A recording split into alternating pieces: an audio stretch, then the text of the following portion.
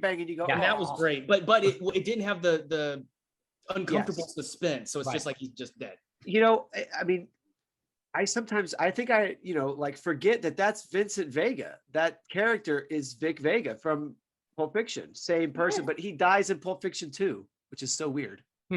Oh, I don't care for that. Oh, speaking of just, while it's on my mind, there was, and it's not even really a complaint because it's written well and acted well, so it doesn't really matter. But I did kind of struggle a bit with the fact that Harvey Keitel was so sure that Tim Roth wasn't the mole, where it did seem like, well, he is the only uncertain element. But it, like I said, it did end up working overall.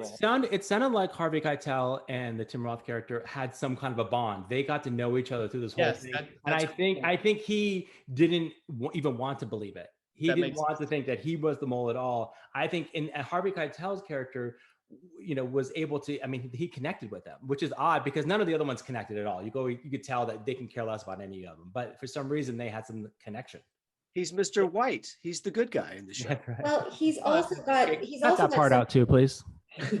He's also got some ego attached to it because he broke the rules. He divulged personal information to Mr. Orange, and if he did that and this guy was the traitor, then there's so much ownership of everything going wrong belonging to Mr. White, and I think there's just as much of that he cannot stomach as believing that this kid that he has kind of adopted a father-son relationship. Absolutely. Yeah. I mean, there's some very powerful imagery of him cradling him and him comforting. There's a very much of a father-son sort of dynamic there. And at the end, I don't know, like part of me wishes that he didn't tell him. Like, why did he tell him that he was a cop? Would agree. He could have taken that to his grave, and Harvey Keitel never would have had his heart broken like that. I think though, because I mean, it is a heartbreaking ending in a way, but that way, everyone dies but Buscemi.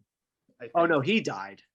You don't remember hearing all the gunshots out there? Outside, I think he died. Oh no, I totally missed that. I thought he got away scot-free. So he runs out, and there's sirens everywhere, and then there is a major gunfight. When that whole scene's going on with Tim Roth and Harvey Keitel, so you're not really, you can't. I mean, I talked to Max. I'm like, listen, what's going on outside, because that's Steve Buscemi just ran out, and the cops are out there. So he's like, he got away. I'm like, he didn't get away.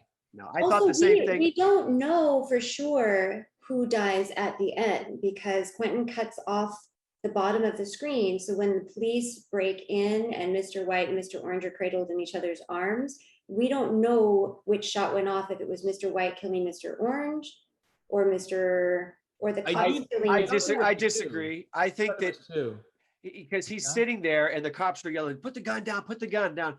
Then you see a gunshot, like he moves and then he gets lit up. Yeah. So to me, that means he blew his head off, and then I didn't hear the gunshot here first. I thought it was supposed to be left open to interpretation. But I love that it's so subtle that you have to sort of question, like, or go back and look. You know, today they fucking spoon feed that information to you. Yeah.